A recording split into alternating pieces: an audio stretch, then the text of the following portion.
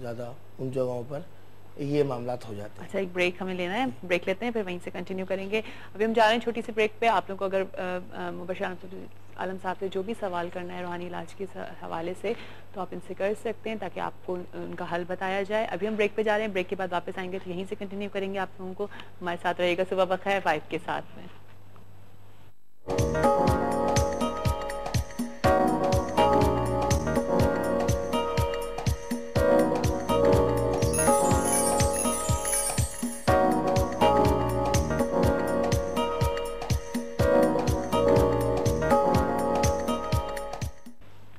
جی welcome back. دفعہ پھر آپ سب کو خوش آمدید کرتے ہیں صبح بخیر وائف کے ساتھ میں. اور مجھے پتہ ہے کہ آپ کی صبحیں بہت اچھی جا رہی ہیں اور بہت کچھ سیکھتے ہوئے جا رہی ہیں.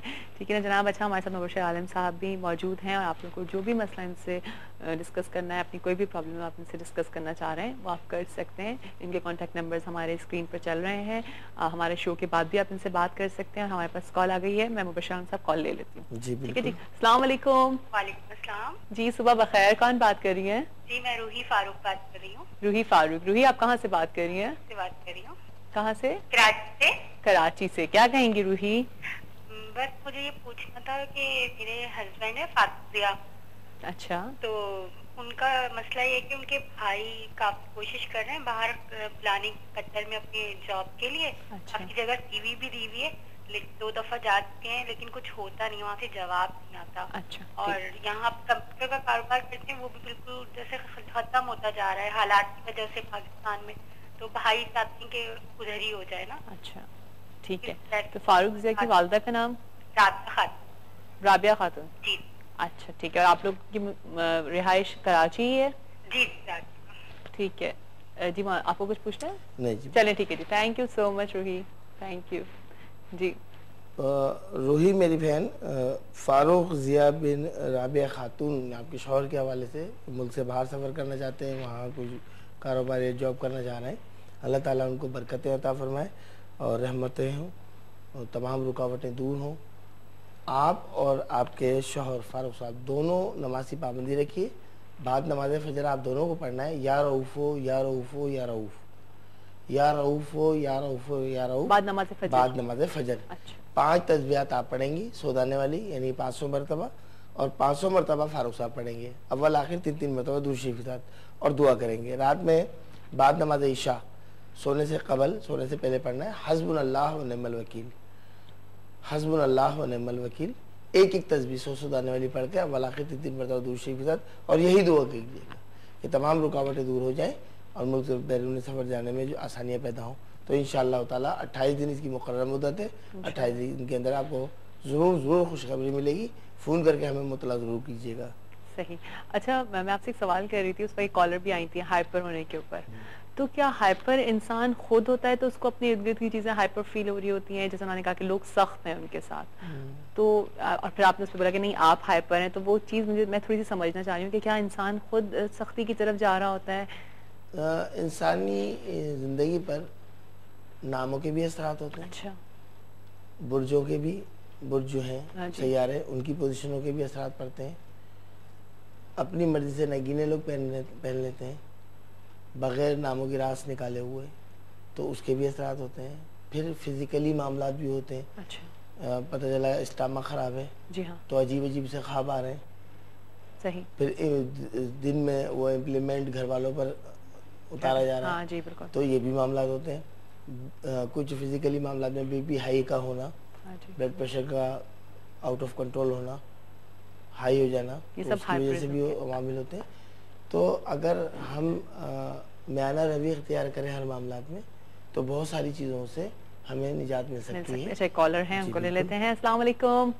السلام علیکم. السلام علیکم یوسف صاحب, کیا حال ہے آپ کے؟ اللہ کا بہت شکر ہے. صبح بخیر. صبح بخیر. آپ کو بھی صبح بخیر, اور بہت بہت مبارک آپ کا پروگرام. بہت بہت شکریہ. اللہ دن بدن ترقی کر رہا ہے. جی بہت بہت شکریہ. بہت ہی اچھے سیگمنٹ شامل کرتی جا رہی ہیں آپ. اچھا تھوڑا سا ایک چیز پوچھنی تھی. جی. حاجی دین محمد صاحب نہیں آ رہے آج کل؟ آج ہاں حاجی دین محمد صاحب شام میں ایوننگ میں انا کے ساتھ ہوتے ہیں, آپ اس میں ان کو. جی. ہوتے ہیں. ان کی صبح کی کچھ پرابلمس تھی تو وہ شام میں ہوتے ہیں. جی اچھا جو حضرت صاحب بیٹھے ہیں جی ہاں ان سے سوال کوئی میری ذات یا میری بیماری یا اس بارے میں نہیں کرنا, جی جی کام معاشرتی سوال کرنا ہے. جی ہاں کیونکہ آپ جو حضرت صاحب ہیں وہ عبور رکھتے ہیں ہر چیز پہ, ماشاءاللہ. تو یہ پوچھ رہے ہیں کہ میں 65 سال کا آدمی ہوں اور یہ سوال میں کئی جگہ کر چکا ہوں لیکن مجھے کوئی تسلی بخش جواب نہیں ملا. تو ہمارے زمانے میں نہ اتنی مسجدیں ہوتی تھی, نہ اتنے مدرسے ہوتے تھے, نہ اتنے لوگ حج کرتے تھے, نہ اتنے لوگ قربانی کرتے تھے, نہ اتنے لوگ داڑھی رکھتے تھے, نہ اتنے جوانوں میں مطلب اسلامی تعلیمات تھی. آج ہر کچھ ہے لیکن روحانیت غائب ہے. یہ کیا وجہ ہے؟ اور اس پہ ذرا تفصیل سے گفتگو کریں کیونکہ آپ روحانی شخص ہے. جی ہاں. اور یہ روحانیت کیوں غائب ہو گئی ہے؟ اور اگر ہماری اتنی نیکیاں بڑھ گئی ہیں, مسجدیں آباد ہو گئی, عمرے ہو گئے, حج ہو گئے, اتنے زیادہ ہونے لگ گئے, تو یہ ہمیں اتنی سزا کیوں مل رہی ہے اور کیوں ہم پہ ایسے حکمراں آ گئے ہیں؟ اس کی کیا وجہ ہے؟ چلیں ٹھیک ہے, تھینک یو سو مچ یوسف صاحب, تھینک یو. جی جی یوسف صاحب نے معاشرے کا احوال اپنی کال میں بیان کر یہ سمجھ لیں کہ ایک سمندر کو کوزے میں سمیٹنے کا مترادف ہے. جی ہاں. میرے بھائی یوسف, اب میرے بزرگ, آپ نے بتایا کہ آپ کی عمر ماشاءاللہ سے 65 سال ہے. جی ہاں ماشاءاللہ. تو اللہ تعالیٰ آپ کی عمر میں درازی فرمائے. معاملہ یہ ہے میرے بزرگ, میرے بھائی, کہ ہم میں اخلاص ختم ہو گیا, ہم میں بزرگوں کا ادب ختم ہو گیا. با ادب با نصیب, بے ادب بد نصیب.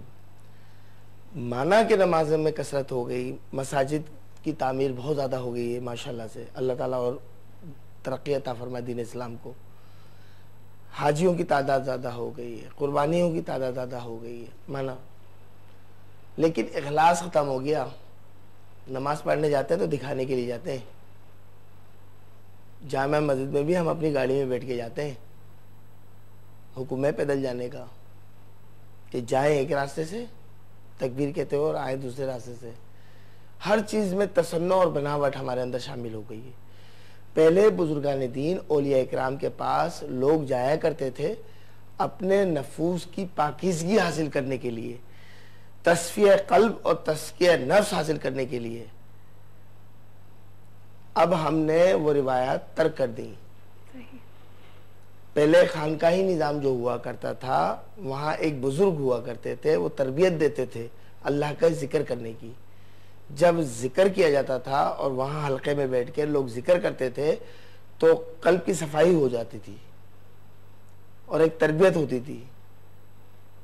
معاذ اللہ, بڑی معذرت کے ساتھ دست بدستہ میں یہ گزارش کروں گا اور آج یہ بات بولوں گا کہ پہلے کی خانقاہیں جو تھیں وہ رشد و ہدایت اور تبلیغ کا سینٹر ہوا کرتی تھیں, اور آج کی بڑی معذرت کے ساتھ آج کی خانقاہیں اور آستانے صرف اتارا سینٹر بن گئے ہیں کہ 20,000 کا اتارا, 25,000 کا اتارا, 30,000 کا اتارا, 1 لاکھ روپے کا اتارا.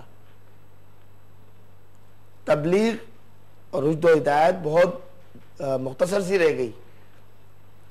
جو ان بزرگان دین کے پاس تربیت حاصل کیا کرتے تھے, پھر وہ تربیت وہ اپنے گھروں میں دیا کرتے تھے, وہ گھر کی خواتین میں اور بچوں میں وہ تربیت آ جایا کرتی تھی, اور اللہ کے ذکر کی بدولت ان کے بھی دل جو ہے نرم ہو جایا کرتے تھے اور قلبی ذاکر بن جاتے تھے لوگ, اس لیے ان میں روحانیت تھی. آج روحانیت جو گھٹتی چلی جا رہی ہے, پاکیزگی ختم ہوتی جا رہی ہے, ادب معاشرے میں ختم ہوتا جا رہا ہے, چھوٹے بڑے کا بالکل ادب اور احترام ختم ہوتا جا رہا ہے. اس کی وجہ یہی ہے بنیادی کہ منازل سلوک طے کرنے سے پہلا سبق ادب کا دیا جاتا تھا کہ با ادب با نصیب. تو جب با ادب ہوں گے تو با نصیب ہوں گے ہم لوگ, اور بے ادب ہوں گے تو بد نصیب ہوں گے. اچھا, ایک کالر بھی ہیں, ان کو بھی لے لیتے ہیں. السلام علیکم. وعلیکم السلام. جی صبح بخیر, کون بات کر رہی ہیں؟ میں مسز مزمل بات کر رہی ہوں. مسز مزمل. جی جی مسز مزمل, کیا کہیں گے آپ, کیسی ہیں, ٹھیک ٹھاک ہیں؟ ہاں شکر الحمدللہ ٹھیک ہے. میں اپنے ہسبینڈ کے بارے میں پوچھنا چاہ رہی ہوں. اچھا جی بتائیے. جی میرے ہسبینڈ ہے مزمل حسین. جی. ان کی والدہ کا نام ہے Bashira Bibi. Nazira Bibi. Bashira Bibi. Bashira Bibi. شوہر کا نام کیا ہوتا ہے؟ مزمل. مزمل. پورا نام کیا ہے؟ مزمل حسین. مزمل حسین, ٹھیک ہے جی. یہ وہ مطلب بیمار ہیں اور ان کے کاروبار میں بھی پرابلم, لیکن ابھی جو ہارٹ کا ان کو پرابلم ہوا ہے اچانک ہی. اچھا. تو کافی پریشانی ہے, گھر میں بھی بیماری تقریباً رہتی ہے, تو کیا مسئلہ ہے ذرا شیخ صاحب؟ اچھا ٹھیک ہے. ہارٹ کا جو پرابلم بتا رہی ہیں میری بہن, تو ان کو کیا خدا نخواستہ کوئی ان کے وال بند ہیں یا شریانیں بند ہوئی ہیں, کیا مسئلہ ہے؟ یہ ڈاکٹر نے ابھی جو ریسنٹلی ڈائگنوز کیا ہے تو وہ ایک شریان یا 2 وہ کہہ رہے ہیں. اچھا شریان بند ہے, نہیں آپ فکر نہیں کریں, انشاءاللہ اللہ کے کلام کی مدد سے ضرور معاملہ حل ہو جائے گا انشاءاللہ. یہ بتائیے گا کہ یہ کیا بیماری ویسے ہے یا کوئی اور وجہ تو نہیں ہے؟ اور وجہ مطلب کوئی, کیونکہ کافی عرصے سے ویسے بھی بیمار رہتے ہیں نا ہم لوگ تقریباً گھر میں. اچھا جی چلے ٹھیک ہے, صحیح ہے, اوکے جی. دیکھیں مزمل حسین کے معاملات تو یہ ہیں کہ ان پہ کوئی خدا نخواستہ بدعملیات یا بد اثرات نہیں ہیں. میں نے اسی لیے ان سے بولا اور وجہ. ہاں الحمدللہ یہ صرف بیماری کا معاملہ ہے. بلڈ پریشر کو کنٹرول رکھیے. جو ڈاکٹر حضرات, جو طبیب آپ کے طبیب ہیں, ڈاکٹر ہیں, جن سے بھی آپ رابطے میں ہیں, جو ہدایت دے رہے ہیں, جن چیزوں کو منع کر رہے ہیں, جن غذاؤں کو کا پرہیز بتا رہے ہیں, اس پہ لازمی کرائیں ان کو, ٹھیک ہے مزمل صاحب کو. اور سورہ مزمل 21 مرتبہ پڑھ کے پانی پہ دم کر لیں. سورہ مزمل 21 مرتبہ پڑھ کر پانی پہ دم کر لیں, اور اس پانی کو ختم نہ ہونے دیں. دوا غذا سب اسی پانی سے دیں, دن میں پانی پلائیں ان کو. اور مزمل صاحب کو کہیں کہ جس طرح ذکر بالجہر کرتے ہیں نا, اکثر آپ نے دیکھا ہوگا حلقے ہوتے ہیں, وہاں ہوتا ہے اللہ کا ذکر ہوتا ہے, اللہ کا ذکر ہوتا ہے بلند آواز سے, تو 14 ضربیں یا مقلب القلوب یا مقلب القلوب یا مقلب القلوب, قلب کی طرف اپنا چہرہ کریں, یعنی دل کی جانب اپنا چہرہ کر کے ضرب لگائیں. ضرب کا مطلب یہ ہے کہ زبان سے بلند آواز سے کہیں جیسے ضربی ذکر ہوتا ہے. اس طریقے سے یا مقلب القلوب, یا صبح بھی 14 مرتبہ, شام میں بھی 14 مرتبہ. اتنی زور سے نہیں کہ پتہ چلا اور تکلیف ہو جائے سینے میں, ایک نارمل انداز میں یا مقلب القلوب یا مقلب القلوب. اس طرح آپ 14 دن کریں گے. مزمل صاحب خود صبح بھی اور شام میں بھی.